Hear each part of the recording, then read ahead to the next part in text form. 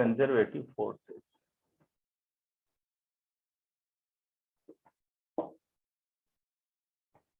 Conservative forces की 3 definition है जो हमें याद होनी चाहिए।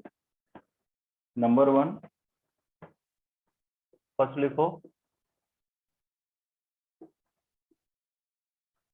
Work done by conservative force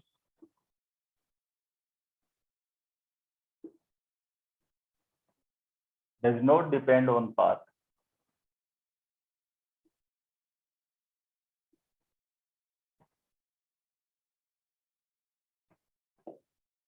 It depends on only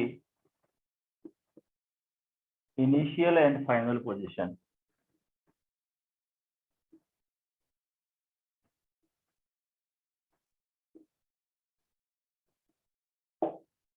पहला पॉइंट क्या याद रखेंगे कि work done by conservative forces does not depend on path, it depends on only initial and final position.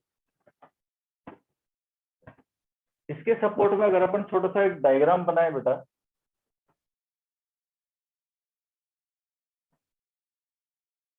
मान लो ये कोई ए पॉइंट है, कोई बी पॉइंट है, और किसी ऑब्जेक्ट को हम ए से बी पर ले गए। अब ए से बी पर पहले तो हम किसी पाथ 1 से ले गए और दूसरी बार में पाथ 2 से ले गए।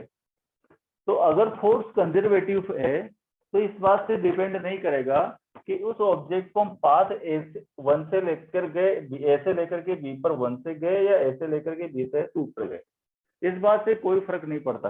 ये यूं गए, ये यूं गए, ये यूं घूम करके गए, किस पर डिपेंड करेगा कि इनिशियल पोजीशन कहां पर है, फाइनल पोजीशन कहां पर है, केवल इस बात पर डिपेंड करेगा। ध्यान रखना है, बहुत इंपॉर्टेंट है कि work done by conservative forces does not depend on path. ठीक है ना। मान लीजिए आप स्कूल से घर गए, तो स्कूल से घर जाने के लिए आपने कौन सा पाथ लिया, इस बात पर कंजर्वेटिव फोर्स का वर्क डन डिपेंड नहीं करता, केवल इस बात पर डिपेंड करता है कि स्कूल का पोजीशन क्या है और घर का पोजीशन क्या है। वहां से वहां तक का वो डिस्टेंस देखेंगे, फोर्स देखेंगे तो काम खत्म। तो क्या मैं इसको ऐसे ले सकता हूं, देखो कि W A B by first path is equal to W A B by second path.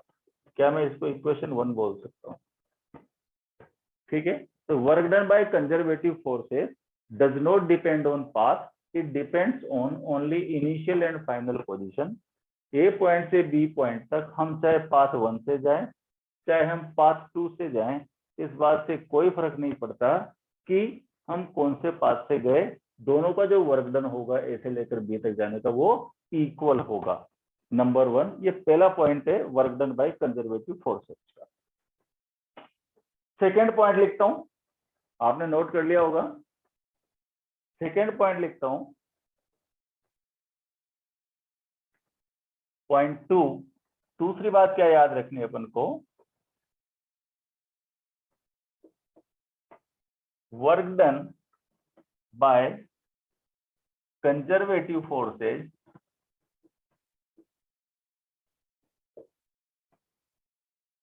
in a closed path, in a closed path is 0।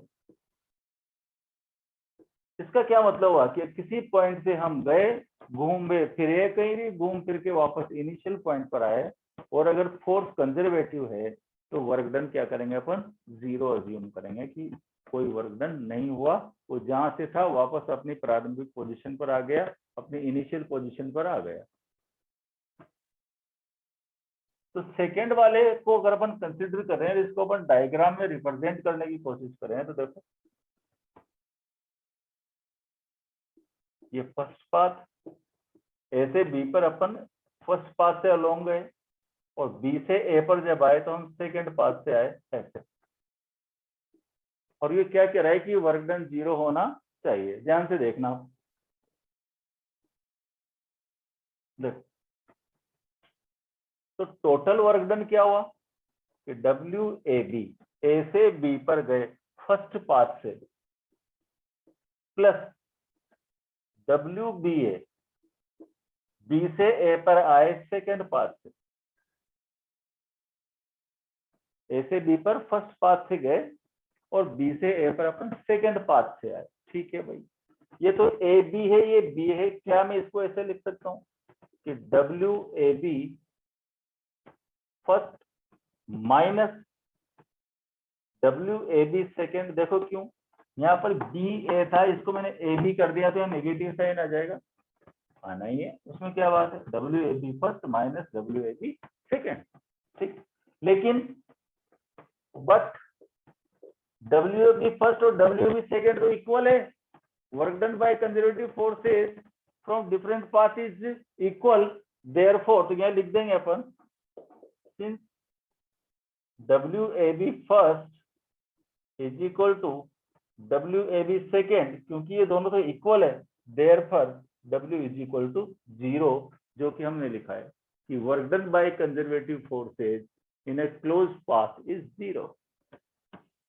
First path से गए, सेकेंड पाथ से आए हम उल्टे, तो टोटल वर्क डन क्या हुआ, ए से बी पर वाया फर्स्ट पाथ, बी से ए पर वाया सेकेंड पाथ। लेकिन बी ए को ए बी कर दूंगा तो यह नेगेटिव साइन आ जाएगा। और फर्स्ट एज्यूप्शन मैंने बताया था कि work done by conservative forces independent on path, it depends only on initial and final position। इसका मतलब WAB first is equal to WAB second, और जब WAB फर्स्ट और WAB सेकेंड अगर ये इक्वल है तो इक्वल को अपन माइनस करेंगे तो क्या आ जाएगा, 0।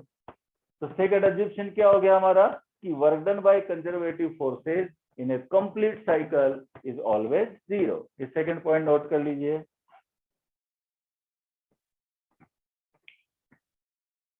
सेकेंड पॉइंट नोट कर लीजिए।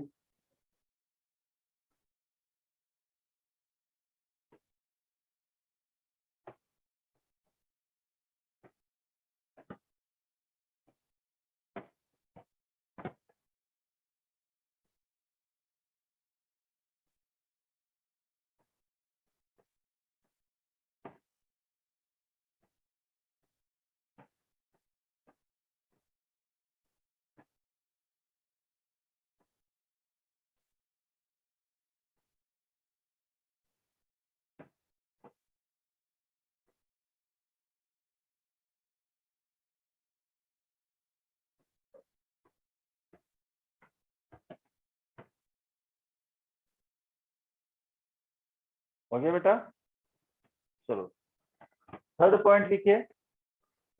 3 चीजों पर कंजर्वेटिव फोर्स डिपेंड करते हैं, याद रखना।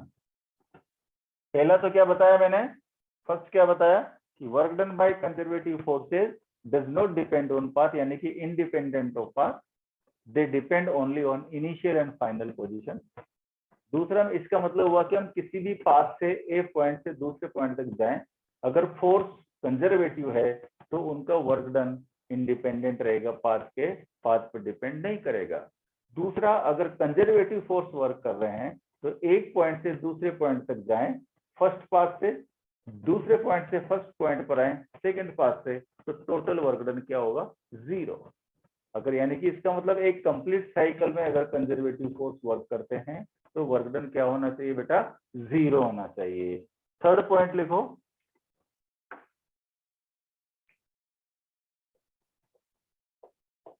if conservative forces are working, conservative forces are working in a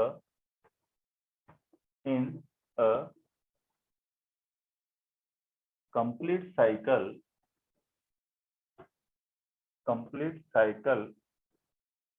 then kinetic energy is conserved।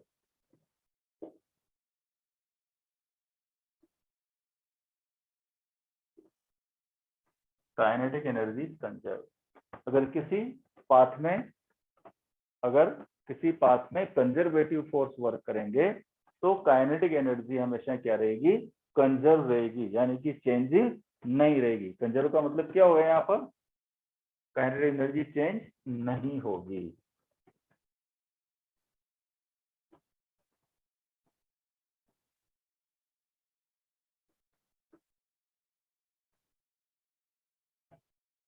Example of conservative forces.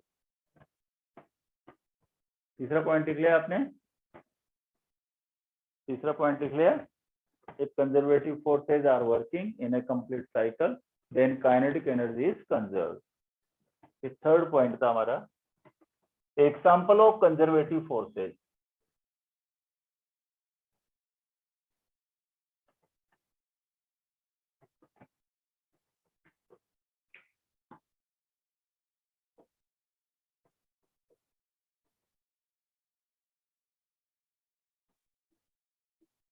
Example of conservative forces. Number 1, first example है gravitational force.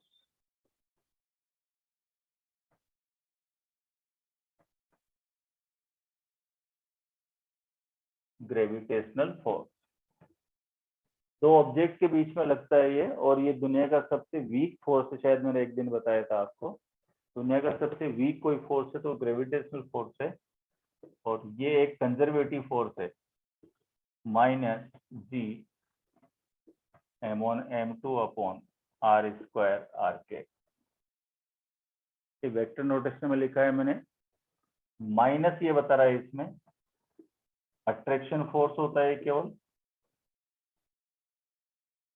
ठीक है।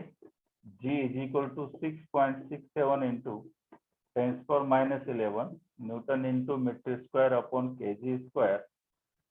ये है constant of gravity.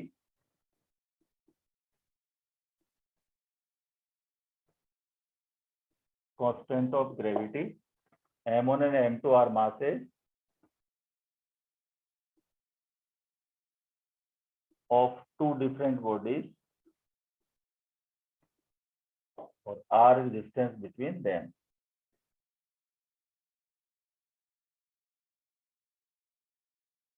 Between bodies, ठीक है बेटा।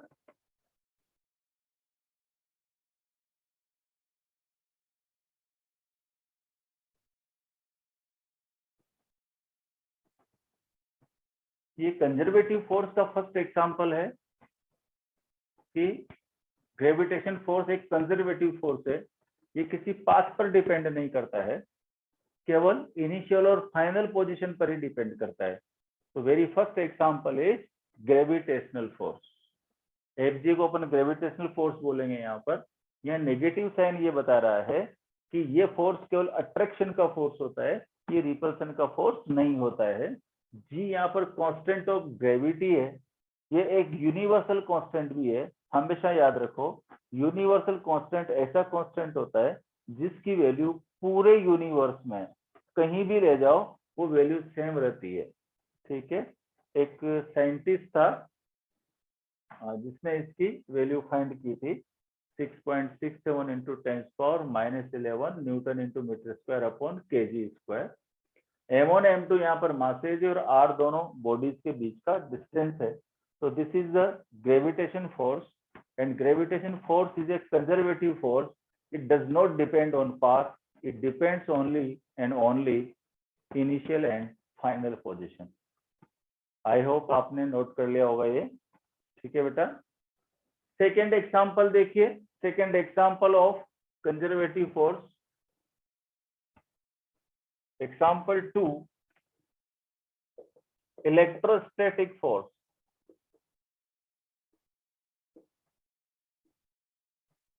या coulomb force.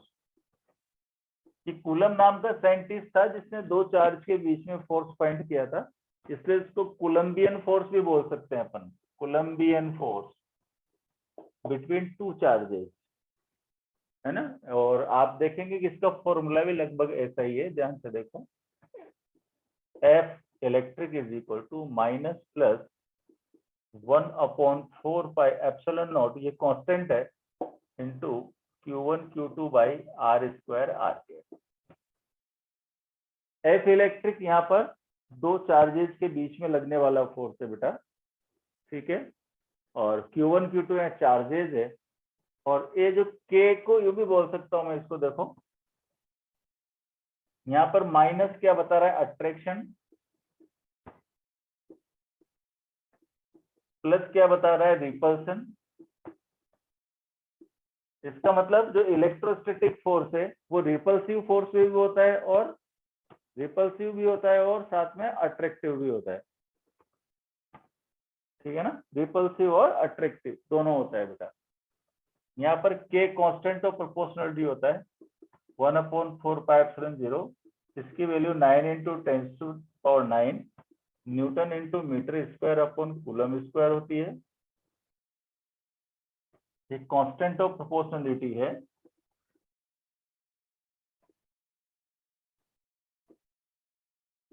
Constant of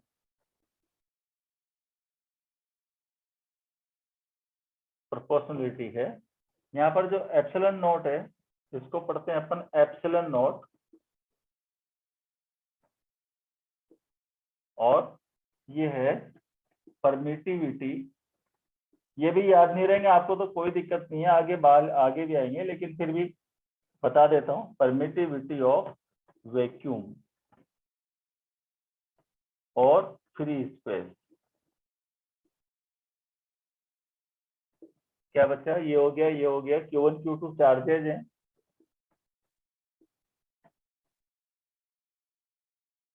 और R डिस्टेंस बिटवीन देम।